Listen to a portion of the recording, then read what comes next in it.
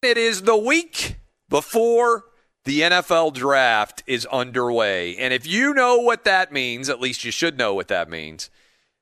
Drama, drama, drama. And most of the drama right now is circling around the number 3 draft pick in the NFL. Who are the San Francisco 49ers going to take? We have got, what is the math here now, Dub? 10 days? Next, I think that's right, 10 days from now, Thursday of next week, we will know once and for all what the choice is going to be, what decision will be made as it pertains to the NFL draft. Right now, we know, you know, I know, everybody out there knows, number 1 overall pick, Trevor Lawrence. He's going to be going to the Jacksonville Jaguars. Number 2 overall pick, Zach Wilson. He is a massive favorite to go to the New York Jets. But the number 3 overall pick, oh boy, the drama continues to build. Justin Fields, we told you at the end of last week, suddenly surged into the lead. As I look at it right now, FanDuel has Justin Fields minus 135 to go number 3 overall to the 49ers. Mac Jones plus 125. All right? This is the drama. Trey Lance, by the way, is plus 380. So we know that the 49ers are going to go quarterback at 3, but we have seen a big swing from Mac Jones, who had a monster amount of support. He had gotten all the way out to minus 333, and we had a decent amount of support for Justin Fields early on, but then he fell back to a substantial underdog. Now he's back to minus 135. So one of many things that I am fascinated about here is breaking down the larger picture here of how we would contemplate what to expect with an Ohio State signal caller and an Alabama signal caller. And we talked about this just a little bit with Lance Taylor in the last hour, but I do think this is an interesting point of debate. Ryan Day is a fantastic offensive coordinator who has created a phenomenal system at Ohio State. Dwayne Haskins put up monster numbers. First-round draft pick, goes to Washington, falls flat on his face, fails.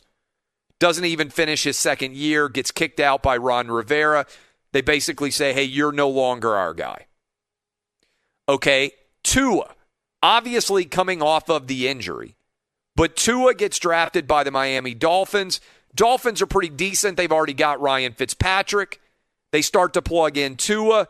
And I think it's fair to say that Tua's rookie year was not a phenomenal rookie year. At best, he was average, I think, relative to expectations with the Miami Dolphins. Moreover, the guys who have replaced each of those quarterbacks, Mac Jones at Alabama and Justin Fields at Ohio State, have arguably been as good or better at their positions than the guys that they replaced. Mac Jones nearly wins the Heisman Trophy. Instead, his wide receiver Devontae Smith does. Justin Fields, as a first-year quarterback, is phenomenal.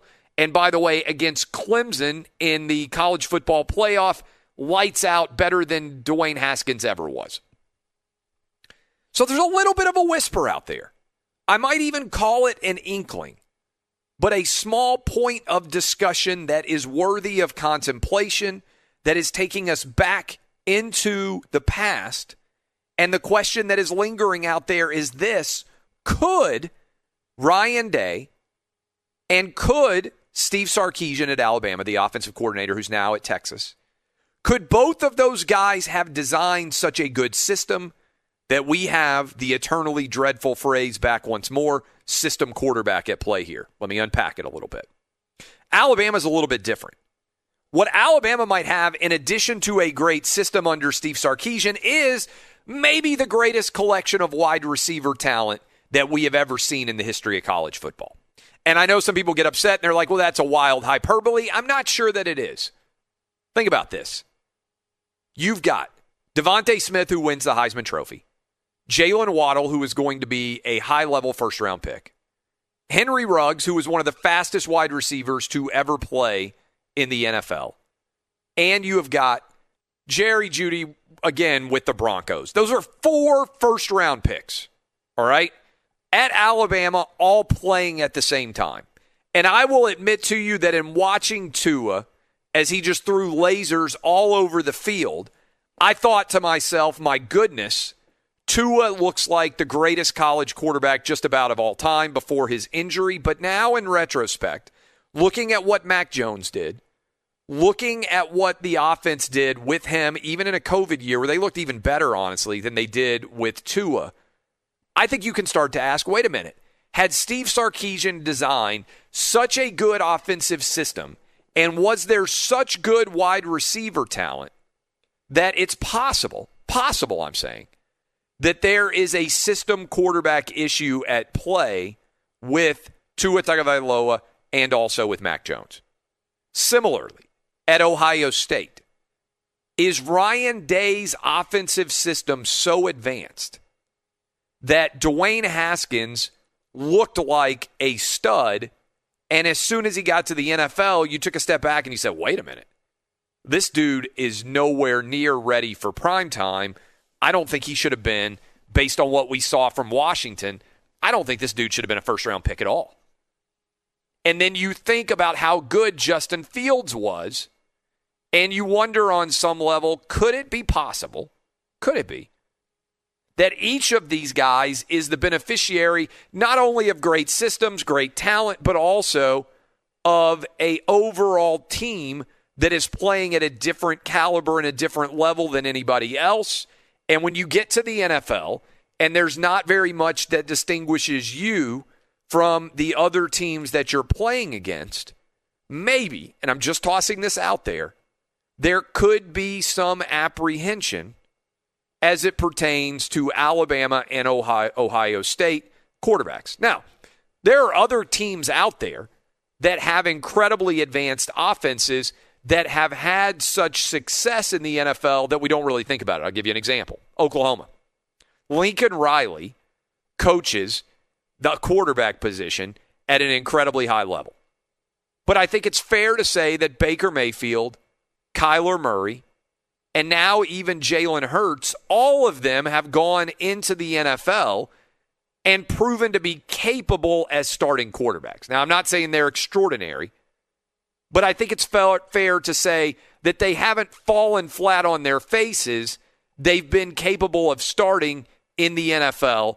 And so even though I think it's fair to say that Lincoln Riley is an incredible offensive coach at the college level, he's also been coaching very phenomenally talented quarterbacks in Baker Mayfield, Kyler Murray, and Jalen Hurts. And we'll see how Spencer Rattler does going forward. Obviously, the early part of last season did not go well for Oklahoma. We'll see how they continue to evolve in the future.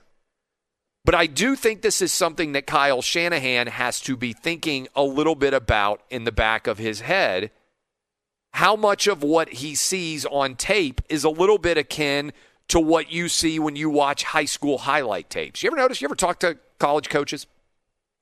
Say one of the biggest challenges they have is looking at talent on tape and trying to assess speed and arm strength on those tapes, because the guys, unlike in college basketball, where all of the best players compete against each other at tournaments, and so you don't have to rely on a high school football game to see how talented somebody is.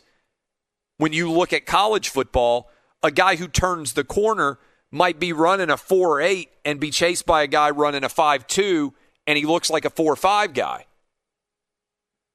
That's why all these college coaches want the players on their campus so they can put them basically through their own version of the combine. They want them on campus for camps so that they can say, oh, let's compare these guys and see who's actually the best. Let's put speed against speed. Let's put arm strength against arm strength. Let's actually analyze the larger picture here and see exactly how all of it shakes down.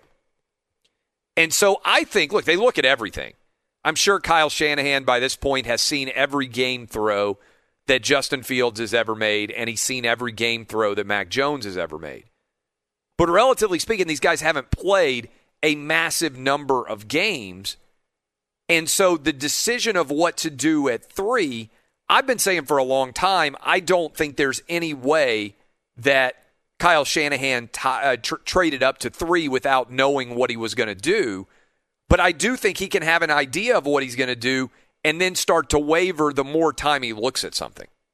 You ever have that experience in your life where you love something, but the more you think about it, the more doubts you start to develop?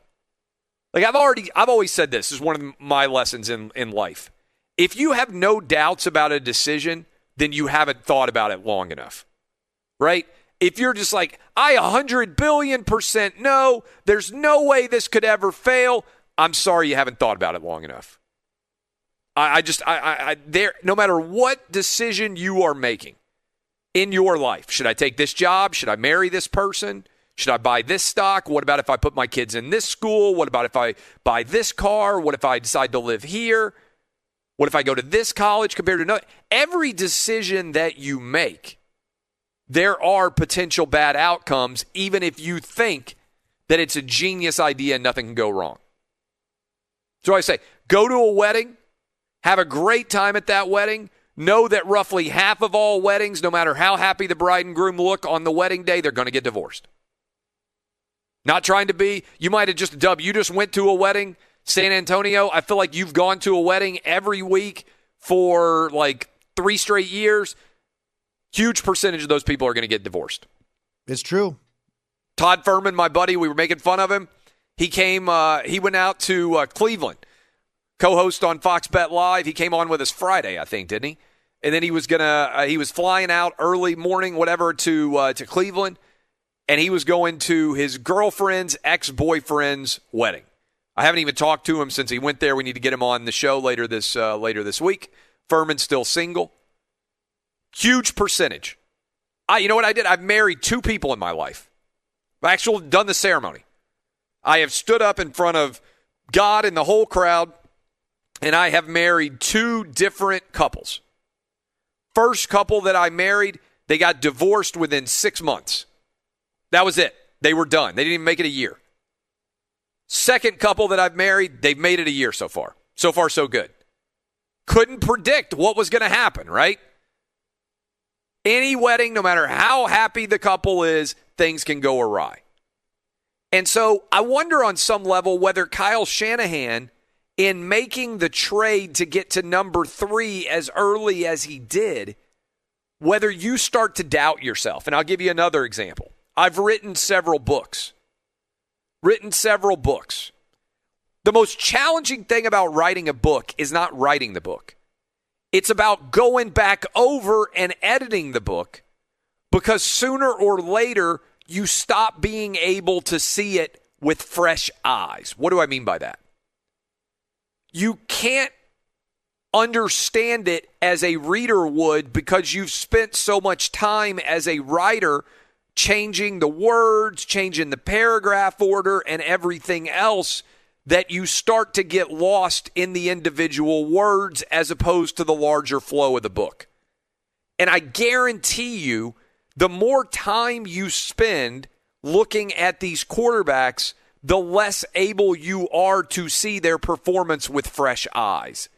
And so I wonder about that when it comes to analyzing these quarterback choices. At some point, you drown in information you have seen too much. And I wonder if that partly explains the swing back and forth as it pertains to Kyle Shanahan. Because if you work on something long enough, and it's not just books, by the way, it can be music. I guarantee it's movies too. When you're sitting in that room and you're editing the footage, sooner or later you can't tell if something's funny anymore. You can't tell if it's still scary because you've seen it so many times. You're picking apart every little minute flaw and you're losing the big picture. That's why they put movies on and test them in front of audiences, because after a long time, the directors and the cinematographers and everybody else, they got no idea. They've worked on it to such a degree that they've lost the ability to see it with fresh eyes, and I think that's where Kyle Shanahan is. And so I think he knew what he wanted to do when he traded to 3, but I wonder if he goes and he watches Justin Fields and he goes and he watches Mac Jones and he goes and he watches Trey Lance, whether it's a little bit like going to visit a bunch of different colleges, you end up loving all of them, and it makes it more difficult to actually decide what your choice is going to be. And I wonder also whether a little part of your brain back there, tiny little doubt, starts to think, I wonder why Tua and Dwayne Haskins didn't work out as well as maybe everybody anticipated. Could there be some sort of system quarterback-related issue in play at Ohio State because of Ryan Day's excellence and in play at Alabama because of the overall talent, but also because of the offense that Steve Sarkisian built? I think it's a fascinating question.